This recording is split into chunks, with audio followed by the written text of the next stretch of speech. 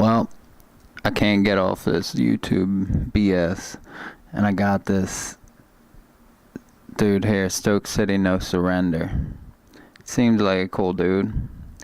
He subscribed to me, but I'm not really sure what he's meaning by I'm being a prick. Man up.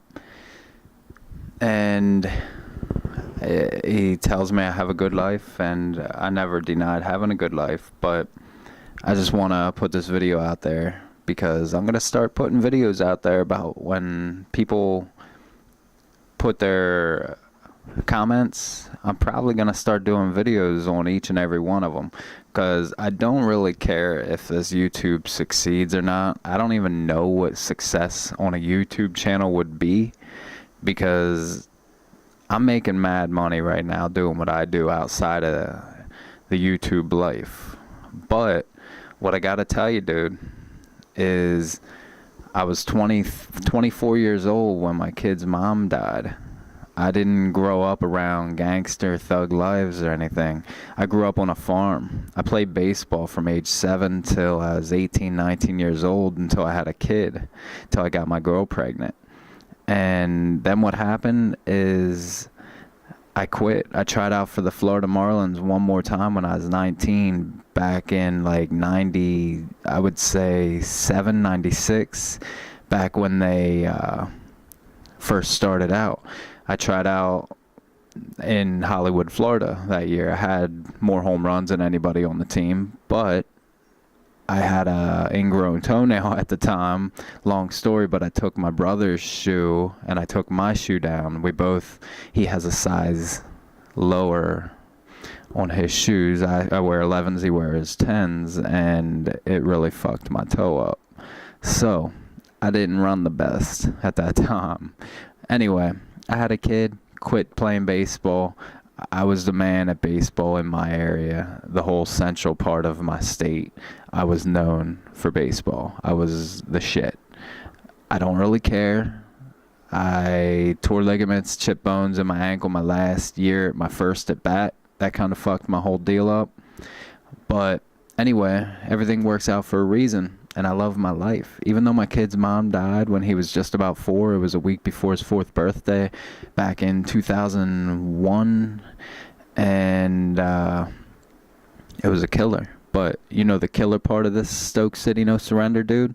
You know the killer part of this whole shit is 2 years later, my kid's grandma, who was his dead mom's mom, started taking him to his mom's gravesite, saying, "Your dad's a liar. She's down here buried there. Your dad's a liar. He's an asshole, blah, blah, blah." And he would come back to me bawling, crying, saying, "Dad, Grandma said you're lying to me," blah, blah, you know, crying, trying to just hold his composure because he's the man, you know. And we're talking, he was 5 at this time when she finally started getting unsupervised visits because she was never involved, so I didn't try to allow it. I knew she was up to no good. Well, this was the no good she was up to. Well, I tried to get a psych evaluation done by the courts. They denied me. They wanted nothing to do with me. They basically said, "Go fuck yourself." So what did I have to do? I was backed in a corner. So what I did was said, "Go fuck yourselves." I'm not letting her see him regardless because I know it ain't good for him and he's going to get fucked up in the head. Well, ended up, she took it to court, pushed, got me contempt of court, and they ended up going on a manhunt for me. Whatever. I was manning up. I wasn't on the run. I was just not letting her see my kid, and I even stopped by once or twice during this so-called on the run incident back in 2002-ish, 3-ish, probably about 2003, maybe into 4. But what happened then was I started going to work out at the military gym because I knew all the cops worked out there, and I was like, just wanted to spread my story around. I tried contacting Channel 8, the Today Show. Nobody ever wanted anything to do with me. I tried my ass off to get the word out, trying to get help, trying to get all sorts of people on my side. Well, all that was on my side were the people that were directly in my life.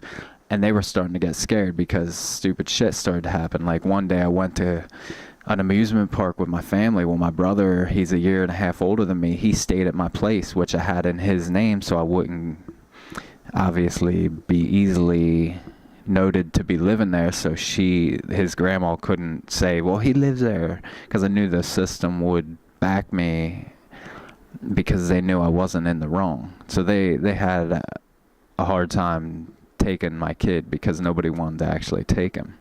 So I went there, and then they rolled up with like 20 police cars after they passed me on the highway on the way to the amusement park with my family. They turned around on the highway, and then they radioed back to the sheriff and the police that were sitting outside my place where my brother was sleeping yet, and they start banging on every door. Well, he answered the door, and they held a gun to his head. Well, that was the last time he wanted to stay around me. So I kind of had to bounce out of that place, and then I was forced to live with my dad in the city he was living in. Not a big city, not a good city either. Now, I moved there.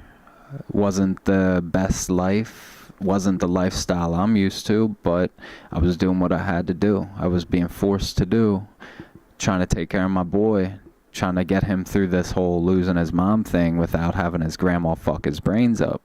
So, ended up, I was there for a few months, and they ended up banging on every door, every window one night at 2, 3 in the morning, and said, is this person here?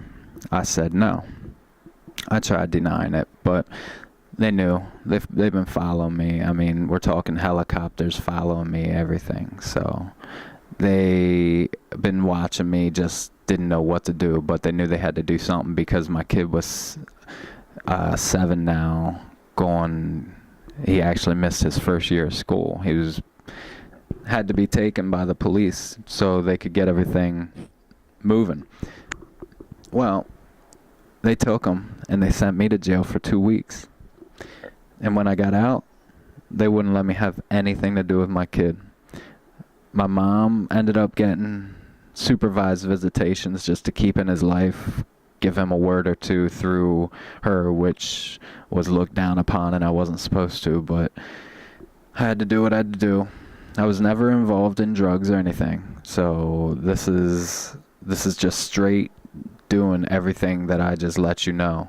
And I lost my kid he was, let's say, I believe he was just about turning 7 at the time. His mom died when he was just about 4. He was coming on 7. And I got him back when he was, let me think here. He was just about 14, and now he's 15, almost 16.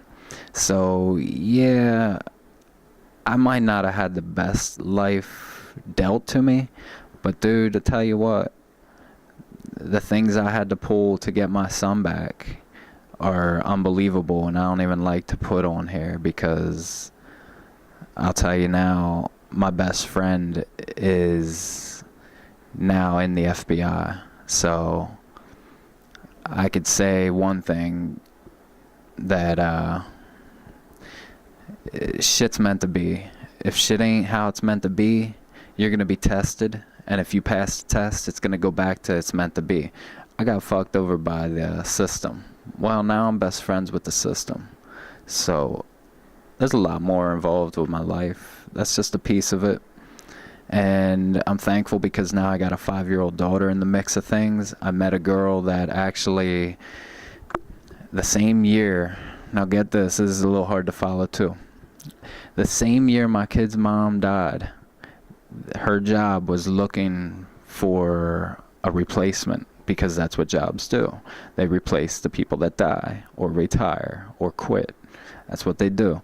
So there's a girl that applied and she got hired. Well, years later, she left that job and she started working at my bank. And I got with her because I met her. She was cute, and I hooked up. And I only found out years into our relationship through talking to her and her meeting some of my friends, and eventually recognizing people and things. And she only put two and two together about, I'm not sure if it was her or me put it together, but she took my kid's mom's job after my kid's mom died. Now, it's coincidence, yes, but how the coincidences are dealt, it's only one answer. But to be honest with you, dude, I'm not trying to be a prick, and I gotta say I hate the word prick. But I love the fact that you're subscribed to me, and I appreciate the comments. And from now on, I'm gonna try to fit in a video on every single one of my motherfucking comments, so keep them coming. I'm not a dick. I won't run my mouth about you. I just want to explain to you, I try to man up. I've been taking care of my boy ever since. I was there day one. When he got taken, I was there. The whole deal. I used to take him so many places. I was there from day one. They took him up ignorantly. They did everything the wrong way. Nothing I can do about it. I just been fucked in my ass. That's about it. Nothing I can do. I just move on and know that everything in life is a test. It's not sent to us to be a test, but it is a test. Now, if I would have killed that bitch when she took my kid, I wouldn't be going to heaven. That was my test. That was one of the many tests in the whole mix of life. So, chill out, cheer up, don't be a dick. Comment more, appreciate it. Stokecitysurrender, later.